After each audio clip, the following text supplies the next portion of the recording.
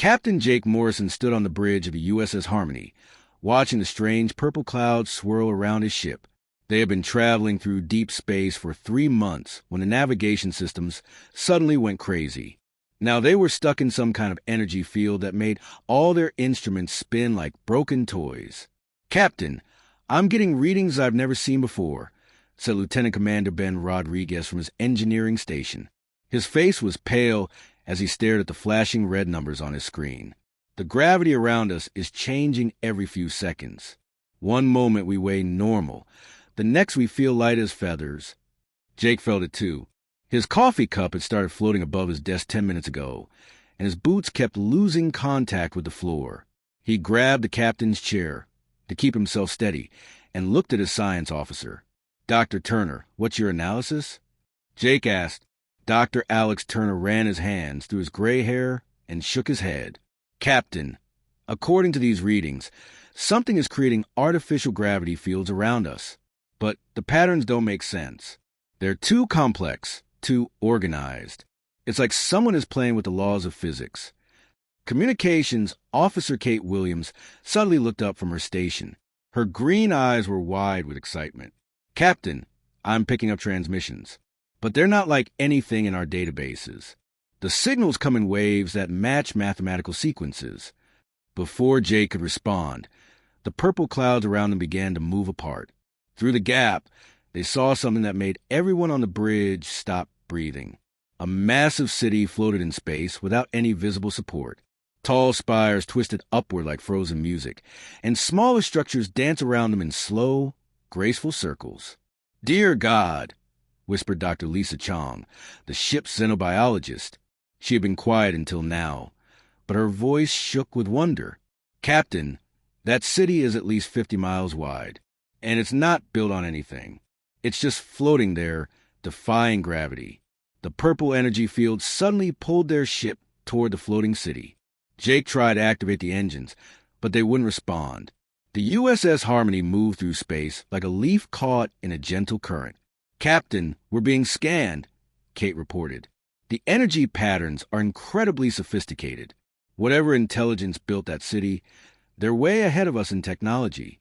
As they got closer to the city, Jake could see that the buildings themselves seemed to be moving, not swaying in wind, but actually changing shape, growing taller and shorter in rhythm. It reminded him of something, but he couldn't figure out what. "Captain," Dr. Chong said quietly, "I think those buildings are alive. Or at least, they're responding to some kind of control system we don't understand." A new voice suddenly filled the bridge. It didn't come through their communication system. Instead, it seemed to speak directly into their minds. The voice was musical, with tone that rose and fell like a strange song. "Primitive beings in the metal vessel, you have entered the domain of the Zephyrian Collective. Your crude ship disturbs our harmonic frequencies. State your purpose or be removed from our space." Jake stepped forward, even though he wasn't sure the aliens could see him. "This is Captain Jake Morrison of a United Earth vessel, USS Harmony. We're explorers from the planet Earth. We didn't mean to disturb you. We're just trying to find our way home." The voice came again, and this time Jake could hear something like laughter in its musical tones.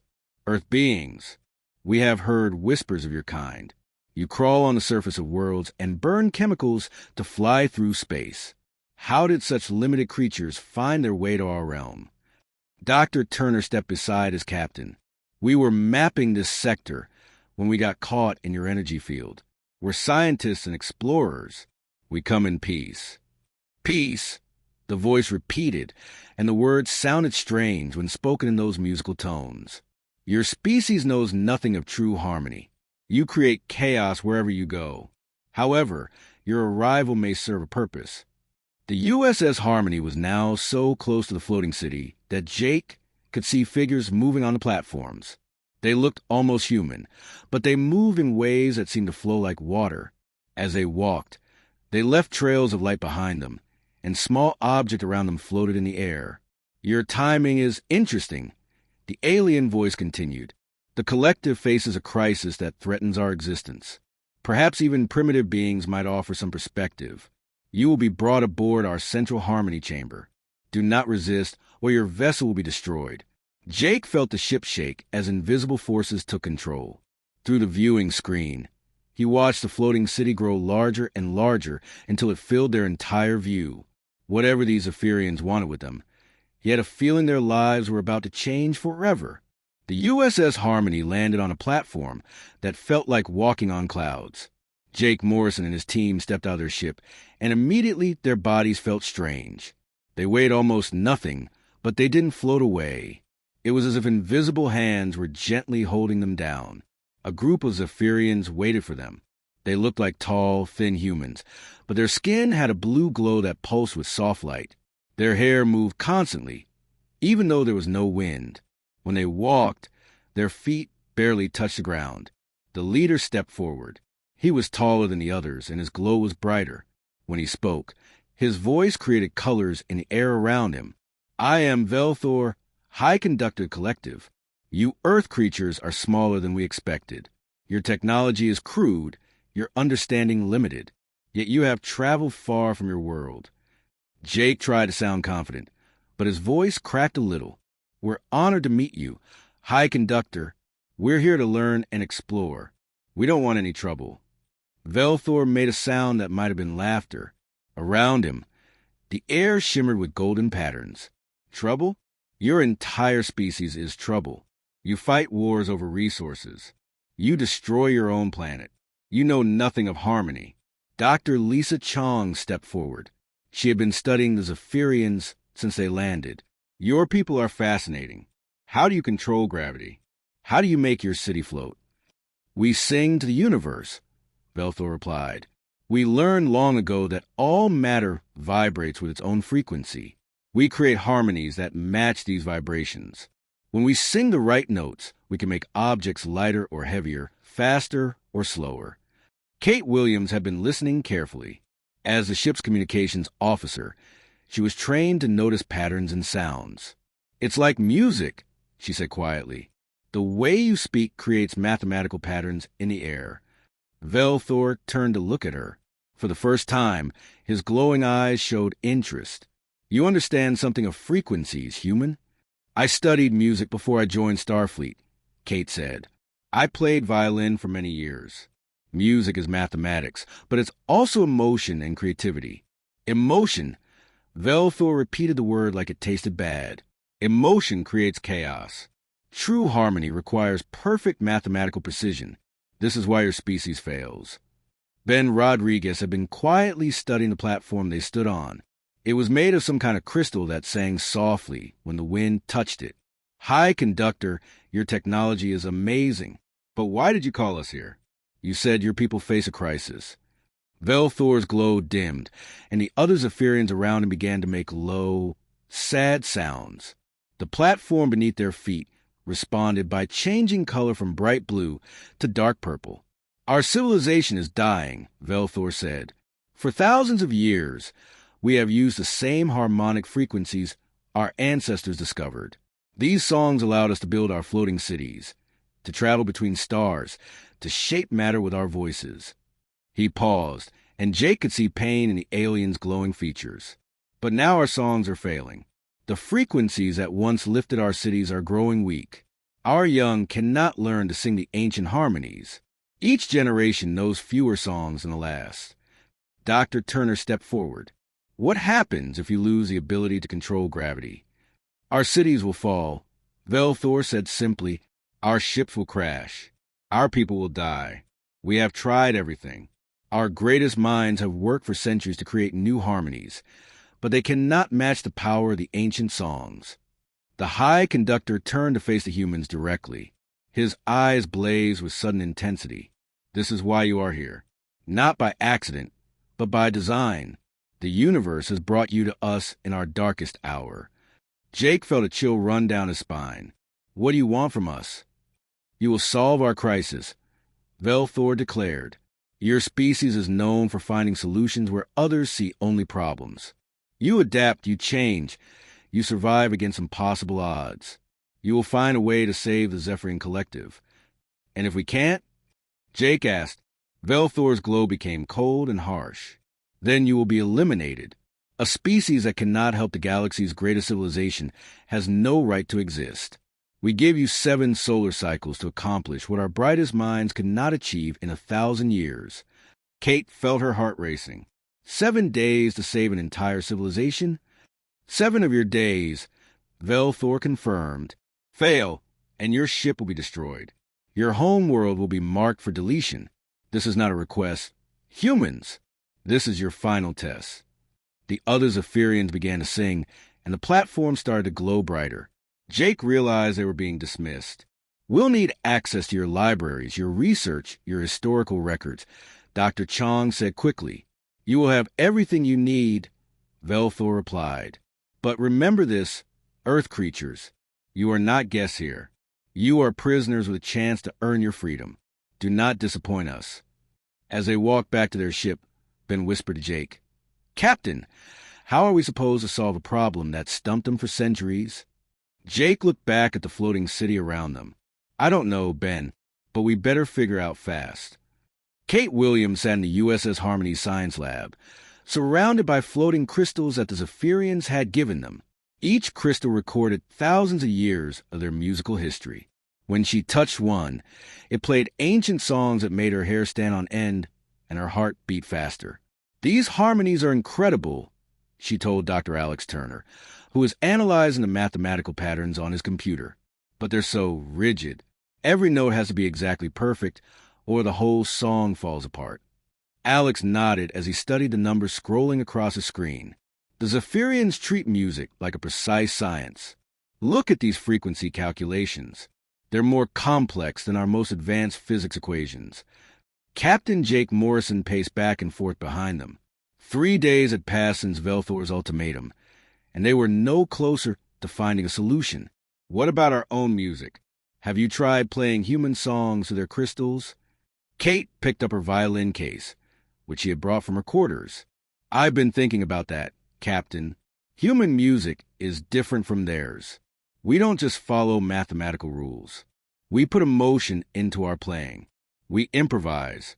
We make mistakes and turn them into something beautiful. She opened the case and lifted out her violin. It was an old instrument that had belonged to her grandmother. The wood was worn smooth from years of playing, and it had a warm, rich sound that always made her feel at home. Let me try something, Kate said.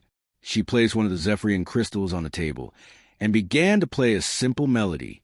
It was a folk song her mother had taught her when she was little. The crystal began to glow softly. The light pulsed in rhythm with Kate's music, but something strange happened. Instead of the precise mathematical patterns the Zephyrian songs created, Kate's music made the light dance and swirl in unexpected ways. Fascinating, Dr. Turner said, watching his instruments. Kate, your music is creating gravitational fluctuations, but they're completely different from the Zephyrian patterns. They're more chaotic, but also more alive. Ben Rodriguez entered the lab just as Kate finished her song. What's all the commotion? I felt the ship shake from the engine room. Kate was staring at the crystal, which was now floating 6 inches above the table. Ben, I think I just discovered something important. Human music doesn't follow the same rules as Zephyrian harmonies, but it still affects gravity. Dr. Lisa Chong rushed into the lab, her face flushed with excitement. Kate, you need to see this. I was in the observation deck when you started playing. The Zephyrian city outside responded to your music. Some of their buildings started glowing brighter. Jake felt a spark of hope for the first time in days. Can you do it again? Kate nodded and raised her violin to her shoulder. This time, she played a more complex piece.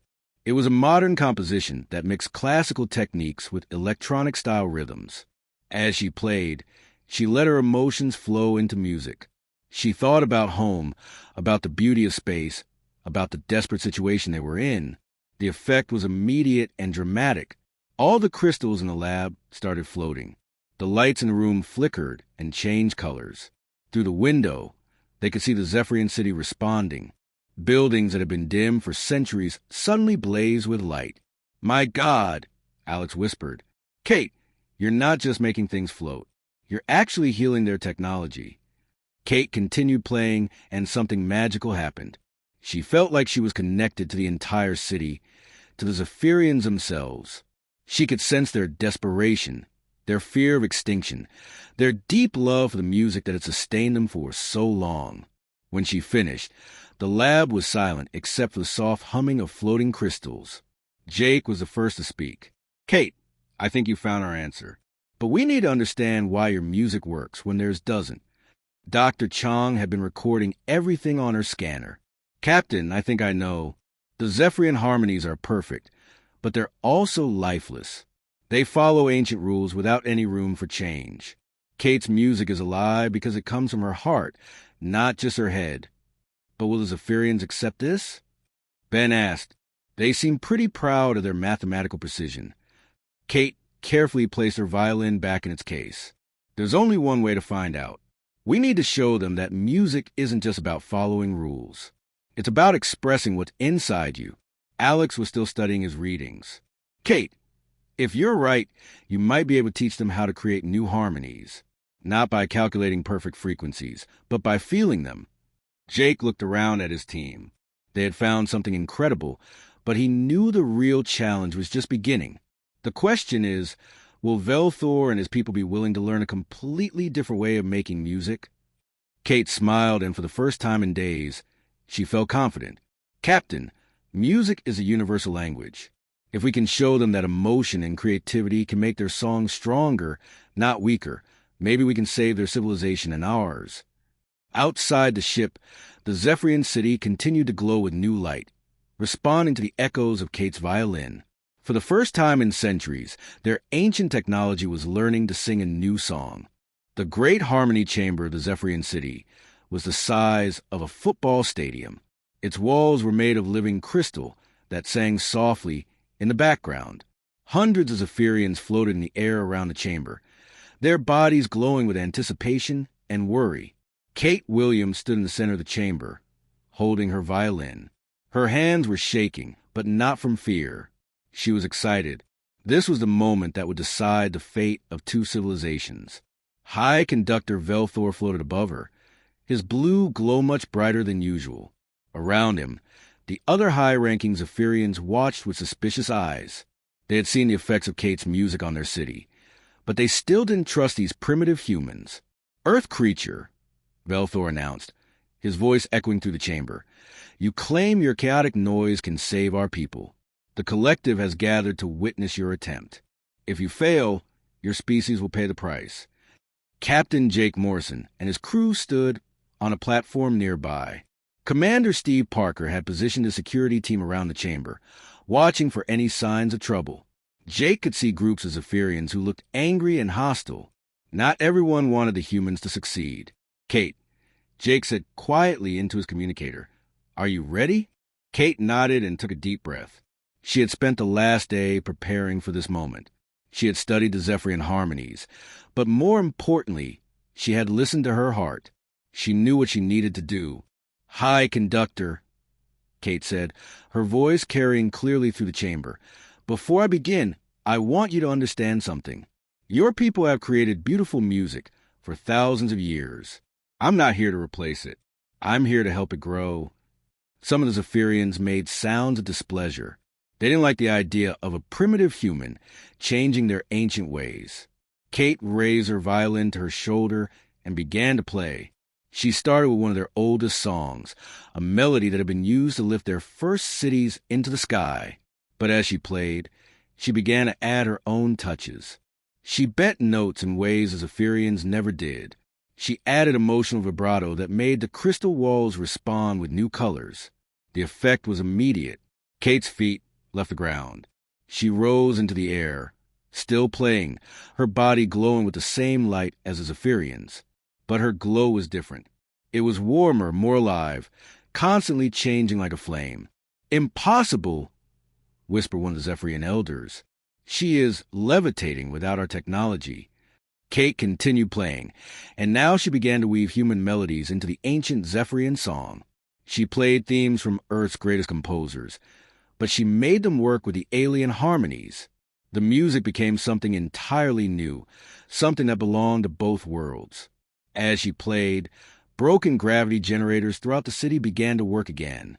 Lights that had been dim for decades blazed with new energy. Even the Zephyrians themselves began to glow brighter. Their bodies responded to the music in ways they had never experienced. But not everyone was happy with what they saw. A group of older Zephyrians, led by war conductor Kethmos, began to sing a counter-harmony. Their song was harsh and discordant, designed to disrupt Kate's performance. "This is corruption of our sacred traditions," Kethmos declared, his voice cutting through Kate's music. "These humans bring chaos to our perfect order. They must be stopped." The chamber filled with competing music as the conservative Zephyrians tried to drown out Kate's playing. The crystal walls began to crack under the pressure of conflicting harmonies. Some of the floating platforms started to shake and fall. Commander Parker grabbed his weapon, but Jake stopped him. "No, Steve. This isn't a fight we can win with force." Kate felt the opposing music trying to silence her violin, but she didn't stop playing. Instead, she did something the Zephyrians had never learned to do. She improvised. She took the harsh notes of the counter-harmony and made them part of her song. She found ways to blend the discord into harmony. Dr. Alex Turner watched in amazement as his instruments showed what was happening. "She's not fighting their music," he told Jake. "She's absorbing it and making it part of her own composition." As Kate played, something beautiful happened. The young Zephyrians in the chamber began to understand. They started to hum along with her music, adding their own voices to the melody. They were learning to improvise, to put their own emotions into their songs. Even some of the older Zephyrians stopped their opposition. They could see that Kate wasn't destroying their music. She was helping it evolve, helping it become something stronger than it had ever been. Harmony Keeper LSRA, one of the younger Zephyrian leaders, floated closer to Kate. "Human," she said, her voice filled with wonder. "You are teaching us to sing with our hearts, not just our minds." Kate smiled as she continued playing. Around her, the great chamber filled with a new kind of music. It was neither fully human nor fully Zephyrian. It was something better than either species could create alone. But War Conductor Kethmos was not finished. His eyes blazed with anger as he watched his people embrace the humans' chaotic music. He began to sing a war song, one that would shatter the chamber and kill everyone inside. Kate heard the dangerous harmony building and knew she had to act fast. The real test was just beginning. War Conductor Kethmos raised his arms high above his head. His voice became deeper and more terrible as he sang the ancient war song. The crystal walls of the harmony chamber began to crack. Pieces of the ceiling started falling toward the crowd below. Kate felt the destructive music hitting her like physical blows. Her violin strings vibrated painfully, and she struggled to keep playing. But she didn't stop. Instead, she did something that shocked everyone in the chamber. She began to play along with the war song. "What is she doing?" Captain Jake Morrison shouted over the chaos. The platform where he stood was shaking so hard, he could barely keep his balance. Dr. Alex Turner was watching his instruments in amazement. "She's not fighting the war song, Captain. She's trying to change it into something else." Kate closed her eyes and let the music flow through her. She had learned something important during her time with the Zephyrians. Every song, even the most destructive one, had beauty hidden inside it.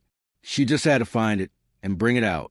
As she played, the war song began to change. The harsh, angry notes became softer. The destructive harmonies turned into something that healed instead of hurt. The cracks in the crystal walls started to close.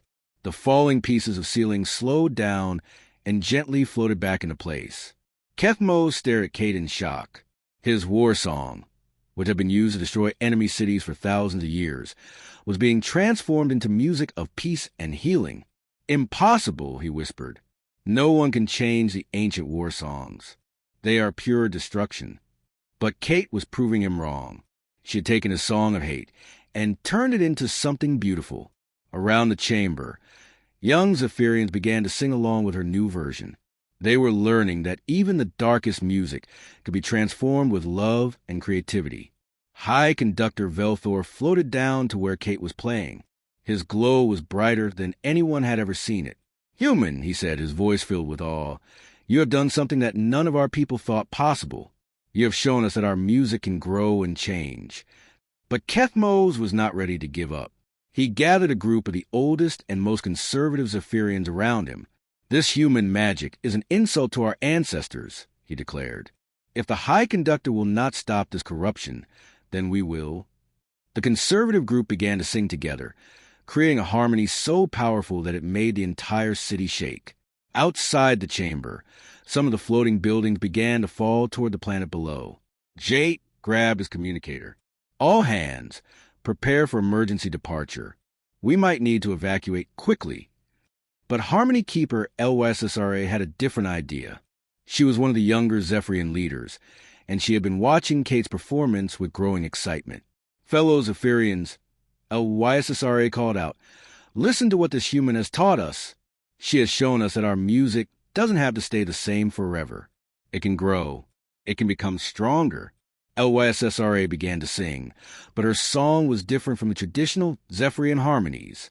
She had learned from Kate's example. She put emotion into her voice.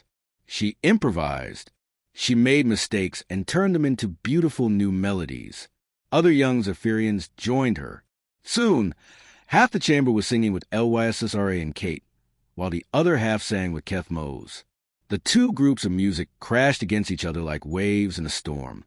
Engineering specialist Ryan Davis and medical officer Dr. Amy Foster had been watching from a human platform. Ryan had an idea. "Dr. Foster," he said, "do you remember that song your daughter used to sing? The one about bringing people together?" Amy nodded and began to hum a simple melody. It was a children's song from Earth, but it had a powerful message about friendship and cooperation.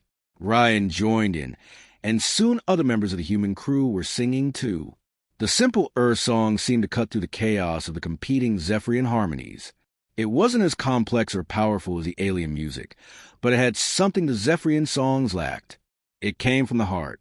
Kate heard her crewmates singing and smiled. She began to weave their simple song into her violin music. The combination of human voices and her violin created something magical. The fighting harmonies in the chamber began to calm down. Even some of Keth Moses' followers stopped singing their angry songs. They were moved by the simple beauty of the human music. But Keth Mose himself was furious. "Enough," he roared. "If music will not drive these humans away, then we will use force." He activated a communication device and spoke into it. "All warships of the old fleet, this is War Conductor Keth Mose. The humans have corrupted our sacred traditions. Destroy their vessel and eliminate the threat to our way of life." Through the crystal walls of the chamber, Jake could see Zephyrian warships approaching. Their hulls glowed with the same blue light as their builders, but this light was cold and threatening. "Captain," Commander Steve Parker said, "we've got company, and they don't look friendly." Jake looked at Kate, who was still playing her violin while floating in the air. She had brought two civilizations together through music, but now it looked like that same music might start a war. "Kate," he called out, "can your music stop warships?" Kate opened her eyes and looked at the approaching fleet. She had learned to heal broken technology and transform songs of hate into songs of love. But could she stop an entire war with just her violin?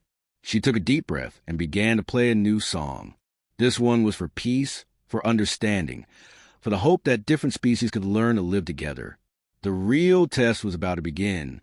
The Zephyrian warships surrounded the floating city like angry metal birds.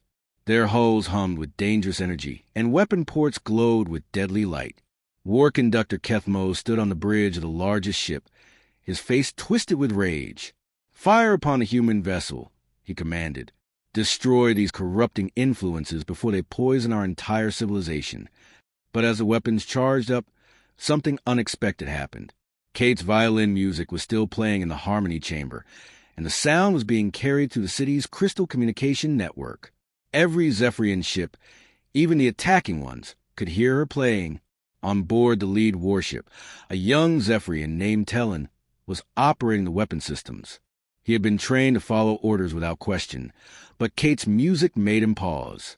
The melody spoke to something deep in his heart, something he had forgotten during years of military training. "Tellin, fire the weapons," Keth Mose ordered, but Tellin's hands hesitated over controls. The music was so beautiful, so full of hope and love. How could he destroy the source of something so wonderful? Back in the harmony chamber, Kate felt the danger surrounding them. She could sense the fear and anger of the warship crews through their connection to the city's harmonic network. These weren't evil people. They were just scared of change, afraid that accepting human music would somehow make them less than they were. "I need to reach them," Kate said to Captain Jake Morrison. "I need to show them that change doesn't mean destruction." Jake looked at the warships through the crystal walls. "Kate, those ships have enough firepower to destroy half the city. How can music stop weapons like that?" Kate smiled, even though her heart was racing with fear. "Music is more powerful than weapons, Captain. It reaches places that force never can." She began to play a new song, one that combined the most beautiful Zephyrian harmonies with melodies from Earth. But this time, she wasn't just playing for the people in the chamber. She was playing for the entire Zephyrian fleet. The sound of her violin traveled through the crystal network and into every ship. It filled the corridors with warm, golden light. It made the crew members remember their childhood, when they first learned to sing the ancient songs. It reminded them why music was sacred to their people in the first place. On board the attacking ships, something amazing began to happen. Instead of firing their weapons, the crew members started to sing along with Kate's music. They couldn't help themselves. The melody was too beautiful to resist. Talon was the first to put down his weapon controls. Then others followed. Soon, entire ship crews were singing instead of fighting. "What are you doing?" Kethmos roared at his soldiers. "Stop the singing and fire the weapons." But his own crew was singing now too. Even his ship's captain, a stern old warrior named Mordak, had tears in his eyes as he listened to Kate's music. "War conductor," Mordak said quietly, "perhaps we should listen to what this human has to teach us." "Never," Kethmos snarled. He pushed Talon away from the weapon controls and tried to fire the ship's guns himself. But the weapons wouldn't work. The ship's harmonic systems were so filled with Kate's peaceful music that they couldn't generate the destructive frequencies needed for combat. Back in the harmony chamber, other humans had joined the musical effort. Engineering specialist Ryan Davis had found an old guitar in the ship's recreation room. Medical officer Dr. Amy Foster was singing a lullaby she used to sing to her children. Even Captain Morrison, who claimed he couldn't carry a tune, was humming along. The combined human and Zephyrian music created something that had never existed before. It was a song that belonged to the entire galaxy, a harmony that could bring any species together. Harmony Keeper LYSSRA floated up beside Kate. "Human friend," she said, "you have shown us something wonderful. Music is not just about perfect mathematics. It's about connecting hearts across the void of space." Young Zephyrians throughout the city began to learn Kate's techniques. They practiced putting emotion into their songs. They experimented with improvisation.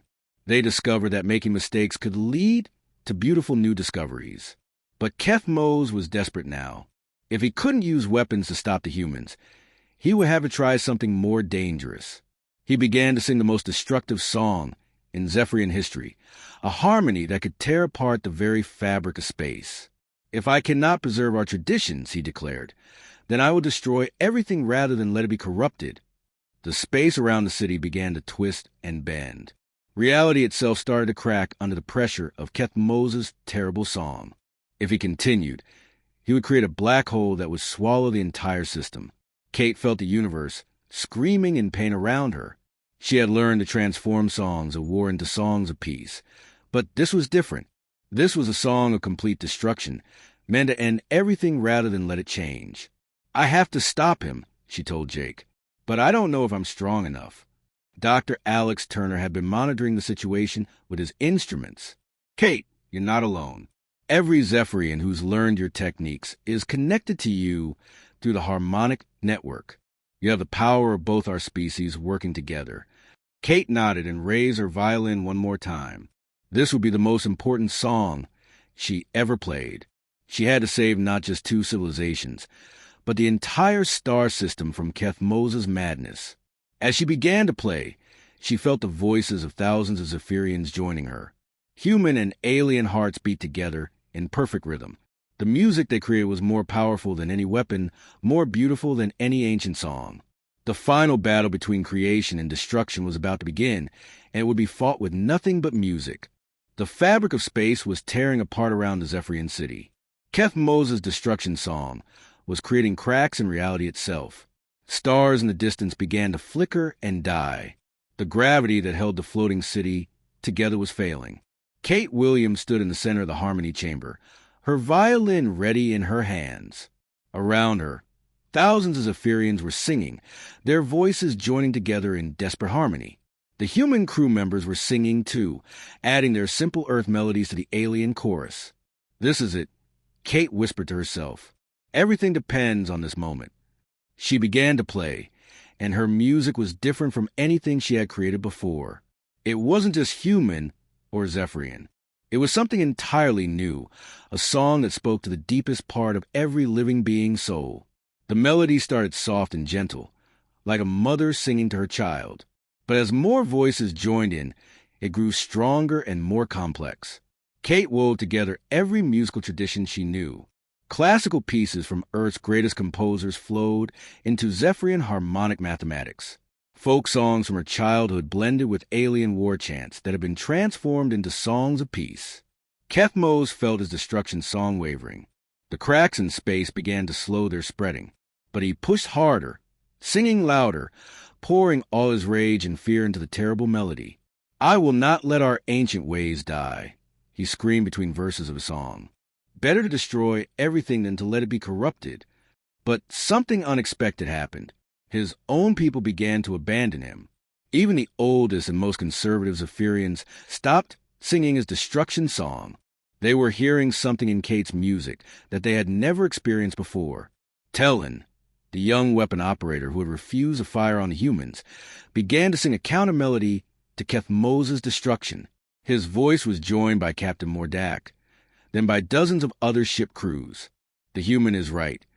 Mordak called out over the ship's communication system. "Music should bring life, not death. We choose creation over destruction." On Earth, far across the galaxy, something remarkable was happening. Kate's music was so powerful that it was being carried by the quantum frequencies that connected all matter in the universe. People on our home planet began to feel a strange sensation, as if the whole world was singing. Dr. Lisa Chong, who had been monitoring the quantum effects, gasped as she saw her readings. "Captain Morrison, Kate's music is reaching across space. It's connecting our entire galaxy through harmonic resonance." Jake Morrison watched in amazement as the destruction around them began to reverse. The cracks in space were closing. The dying stars flickered back to life. Kate's music wasn't just saving their system. It was healing damage that had been done to the universe itself. In the harmony chamber, Kate felt the presence of every intelligent being in the galaxy. Humans on Earth were humming along with her melody. Unknown alien races in distant star systems were adding their own voices to the song. The universe itself was singing, but Keth Moses made one final, desperate attempt to complete his destruction song. He poured everything he had into the terrible harmony, trying to tear apart the connections that Kate was creating. For a moment, it seemed like he might succeed. The destruction song clashed with Kate's healing melody, creating discord that shook the entire star system. Then something beautiful happened. Instead of fighting Keth Moses' song, Kate did what she had learned to do best. She embraced it. She found the pain and fear hidden in his melody and transformed it into something else. Slowly, gently, she turned his song of destruction into a lament for the past, a mourning song for the traditions that would have to change. She showed him that change didn't mean death. It meant growth, evolution, becoming something better than before. Keth Moses felt his rage melting away as Kate's music wrapped around his heart. For the first time in centuries, he remembered why he had loved music in the first place. It wasn't about rigid rules or perfect mathematics. It was about expressing the deepest feelings of the soul. He stopped singing his destruction song and began to weep. The tears of a war conductor were said to be the most powerful force in the universe, and when they mixed with Kate's music, they created something miraculous. The harmony chamber filled with golden light. Every broken piece of technology in the Zephyrian city was instantly healed. More than that, the technology evolved, becoming something that responded not just to mathematical formulas, but to the emotions and creativity of its users. High conductor Velthor floated down to where Kate was playing. His entire body glowed with joy and wonder. "Human friend," he said, "you have not just saved our civilization. You have shown us how to become better than we ever dreamed possible." Kate finished her song and lowered her violin. Around her, the harmony chamber was filled with the most beautiful music she had ever heard. Humans and Zephyrians were singing together, creating melodies that belonged to both species and to neither. 5 years later, the Galactic Conservatory was established in orbit around Earth. It was a place where beings from across the universe came to learn the new art of collaborative music. Kate Williams became its first director, teaching students from 100 different worlds how to blend mathematics with emotion, tradition with innovation. Commander Patricia Lewis, who had become conservatory's coordinator, often watched Kate teaching her classes. Young humans learned to sing with the harmonic precision of the Zephyrians. Alien students discovered how to put their hearts into their music. "You know," Patricia said to Kate one day as they watched a class of mixed species creating a new symphony together, "you didn't just save 2 civilizations. You changed the entire galaxy." Kate smiled as she listened to her students' music. Music was always meant to bring people together. "Patricia, we just had to remember how to listen to each other."